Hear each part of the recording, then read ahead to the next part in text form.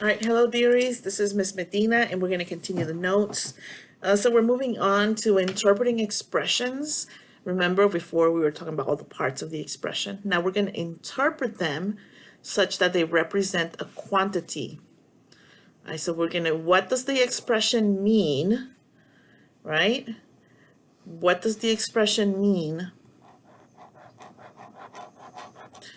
in this word problem? Context. Remember, word problem. When I say word problem, I mean a real, real life application problem, which is probably not a real life application problem, but more gearing towards using it in the physical world. All right, so let's review our properties because I'm going to be saying them and I want to make sure that you know what I'm saying. They're like, what did she say? Something about an associative what? Commutative properties and the associative properties. Commutative is going to be on this side.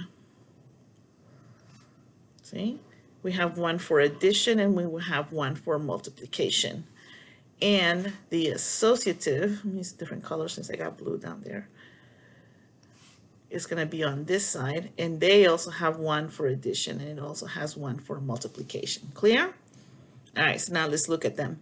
Commutative property, commute, order doesn't matter. I usually think of cars traveling in a lane on the highway. It really don't matter who goes first, who goes second, they're all going to arrive eventually. So they commute. So when you have addition, the commutative property allows you to, I don't know, swap them. For you can write 5 plus 6, or you can write 6 plus 5. It doesn't matter who came first, or it doesn't matter who comes first. Maybe I should just probably, and as well as when we multiply, the commutative property allows us to write the factors in whatever order. Order is not going to matter. 5 times 6 is going to be the same thing as 6 times 5. Now, associative, I think of that as associating with somebody, right? Associating, we're going to form a group, clique. The associative property tells you that it doesn't matter who you group with in what order, or who you add in what order. In the end, you're going to get the same answer. So let's say, for example, you have a 2, a 5, and a 6, and you decide to associate or group the 5 and the 6. Well, what's 5 plus 6? That's 11. So you have 2 plus 11. And what's 2 plus 11? 2 plus 11 is going to be 13, right? And we got 13 because we associated the 5 and the 6. So we grouped them, we clicked them. And then somebody over here says, the 5 and the 6 don't get along. They don't get along. Don't put them in a group. No, I just can't. All right, fine. 2, you're going to form a group with 6, right? It's going to be 2 plus 6. All right, calm down. And so 2 plus 6, that's technically an 8. And what's 8 plus 5? Wow, it's 13 again. So it really doesn't matter who you associate the numbers with when you're doing addition, or who associates first or who gets added first, because in the end, you're going to get the same sum. And the same thing happens when we multiply. Now, notice that in this case, when we talk about the associative property, we normally keep the numbers in the same order. 2, 5, 6. Oh, never mind. Grouping doesn't matter. Order doesn't matter. 2 times 5 times 6. Oh, who are we going to multiply together first? The 2 and the 5, multiply those two together first. Okay, we'll group them together. So 2 times 5 is 10. 10 times 6 is 60. No. The 2 and the 5, they don't get along. No. You got to do the 6 and the 5 first. So here we go. 6 times 5 is 30. And guess what? What 2 times 30? Oh, 60. It's not going to matter who you multiply first. There you go. There's your properties. Whew.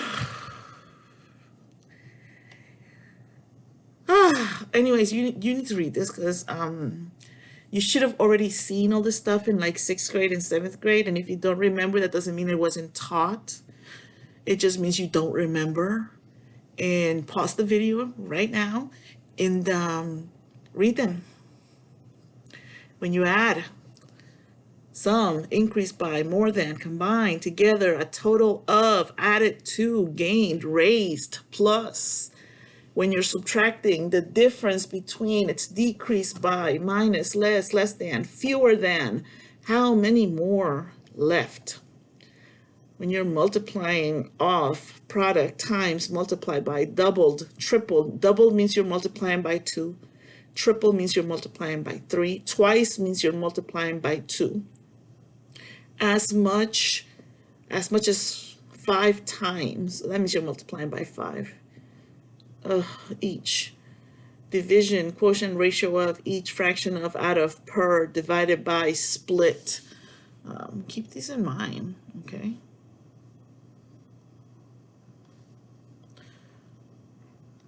Why? Because these are the harder ones. These are the ones that students tend to be intimidated by, and they're like, I don't know what that means. What do you mean you don't know what per means? Per means you're going to divide it. Exponents, powered, raised to the power of, squared, that means raised to the second power, cube, raised to the third power. Right? Squared means the little 2 over here, and cube means a little 3 over here. And then it'll look like a 3. Sorry, that looks like an upside backwards epsilon. Subtraction and division can be very tricky because order does matter. So for subtraction and division, order does matter. Not for addition and multiplication. Remember when we talked about the properties? We were only talking about addition and multiplication when the order or the grouping doesn't matter. But for subtraction and division, it does matter, and it makes a huge difference. All right, let's do some practice.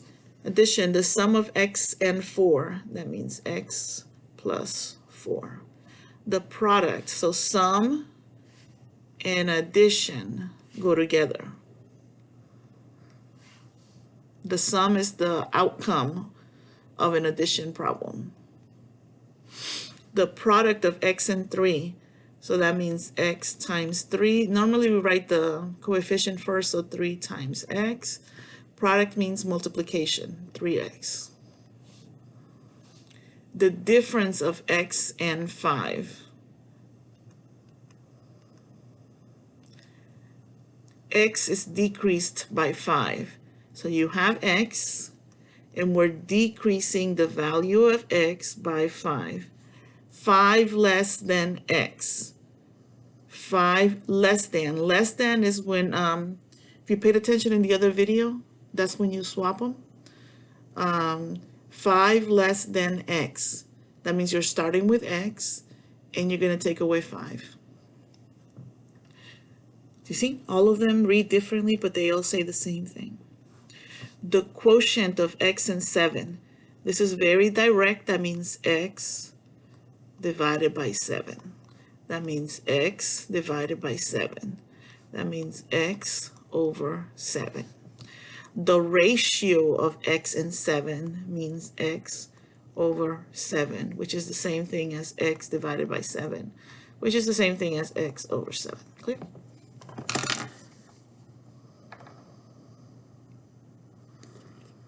Okay, so in class I gave the students about 10 minutes or so for them to work on these.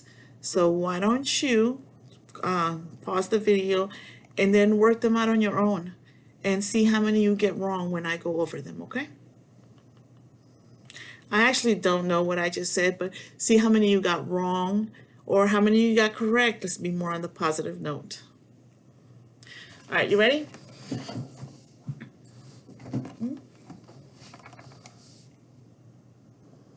So let me tell you, this is when algebra clicked for me.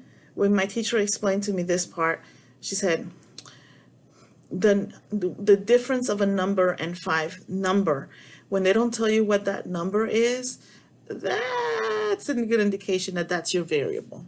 And we normally use X, but of course you can use any letter in the alphabet. In fact, we can even use Greek letters. It doesn't matter. So the difference means that we need to subtract.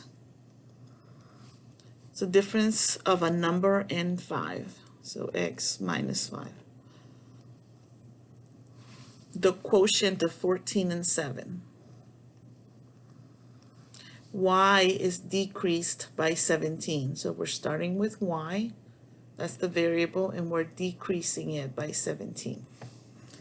X increased by 6. That means to x, we're going to increase its value by adding 6. The sum of a number and 8. See? The sum of a number. Which number? Ah, that's the variable. The sum of a number and 8. Sum means to add. You can use any letter. I mean, you could have said n plus 8. It doesn't matter. 6 squared. Squared means that you're raising to the second power. So this means, right? And to be more clear, it means you're taking the value of 6 and you're squaring it. Why the parentheses? Because just in case you have a negative number, remember to wrap it in parentheses. Twice a number. All right. 6 and 7 often get confused by students. So pause the video and well, let me answer the question first. Twice a number. Remember, twice a number. Which number? Oh, x. Twice means we're multiplying by 2. So that means 2x. Right? So don't get confused. When you're squaring something, that means you're raising to the second power. When you're twicing something, I don't think that's a word. When it says twice something, that means you're multiplying by 2. 8 more than a third of a number. Which number? Ah, we don't know. So that means that that's x. So we have to do 8 more than. That means that we're going to add 8 to what? To a third of a number. A third? A third. Isn't that 1 over 3? Yes. So a third of a number is 1/3 of x. So that's times. And then we're going to do more. 8 more than that. 6 less than twice k. Okay, twice k means you're multiplying by 2. 6 less. All right, so when you see less than, remember the other video, that means you swap them, okay? So this is the value of 2k, and then we're going to take 6 away. 5 divided by the sum of a and b. Sum means that you're adding, what are we adding? A and b. So the sum of a and b looks like this, a plus b. Heck, you can even put it in parentheses if you want to. And what are we going to do to this sum? It's going to be 5 divided by that sum. Okay, so 5 is going to be divided by the sum of a plus b. All right, so they're going to be together in the denominator, the sum. The quotient of k decreased by 4 and 9.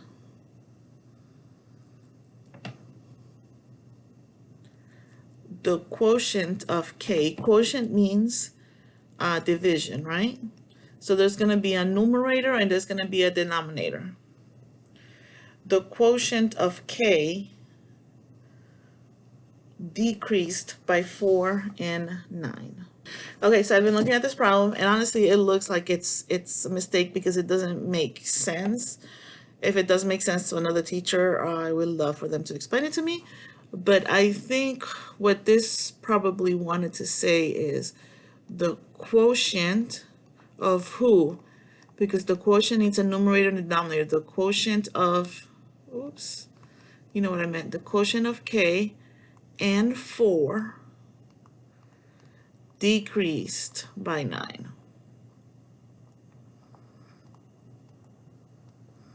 Or maybe the quotient of k and 9 decreased by 4. Those two would make sense. The quotient of k and 9 decreased by 4.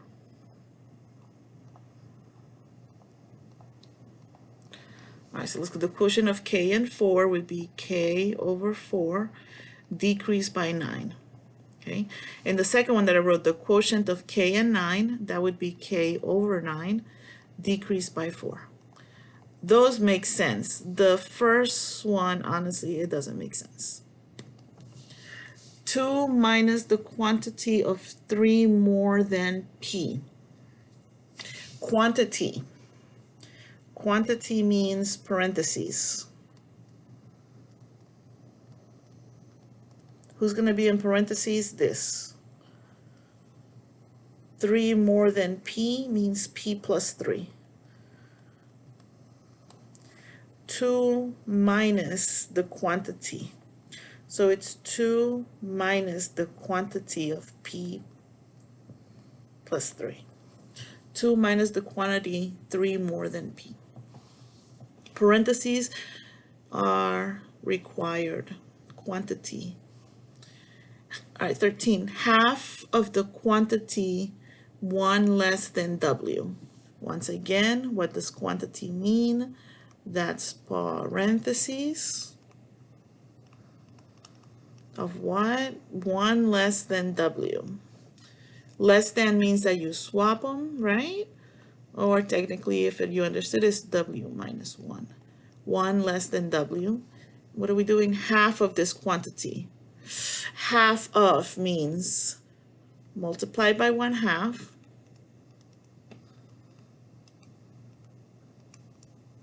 Or it can also mean divided by 2, which is the same thing. Not divided by 1/2, but divided by 2. All right, so you can say half of the quantity w minus 1. That's probably more what it means. But this is technically the same thing as w minus 1, everything over 2. All right, number 14, 9 less than. Remember, less than means that we're swapping.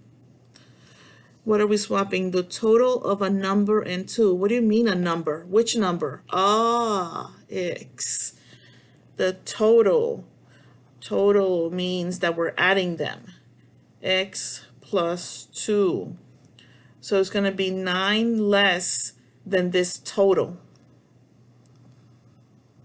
So it's going to be x plus 2 minus 9. Remember, we swap them. So the total goes first and then minus 9. The product, that means multiplication, of a number and 3 decreased by 5. The product of a number, which number? Oh, that's the variable. The product of a number and 3, so that's 3x, decreased by 5. See, this stuff is easy, piece of cake. All right, we're almost done with this part. You have 1, 2, 3, 4. And what you need to do is you need to write a verbal expression, but you may not use the words add, subtract, or minus, times, or divided by. All right, pause the video and go.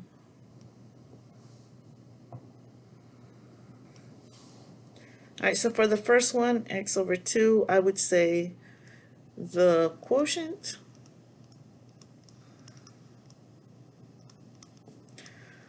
of x and 2.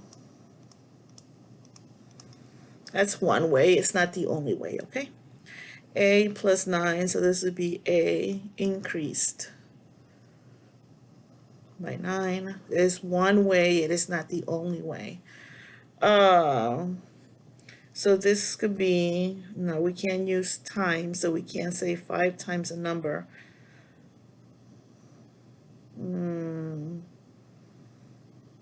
So let's think. Okay, so how about this? 7 less than, remember less than is when we swap, right? 7 less than the product. Well, we can use product, right? Yeah, it's just times that we can't use. 6 times the product of 5 and a number. Ooh, number being the x, the n in this case. We cannot use, this is parentheses, and when we use parentheses, remember the word quantity. 3 times, but we can't use times. So let's think, how can we say,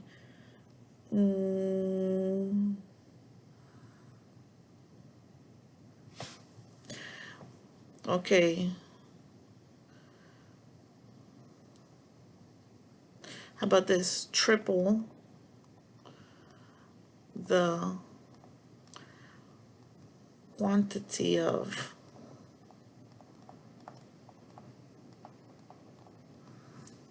y and 7. Right, triple means that we're multiplying by 3. Yay! All right.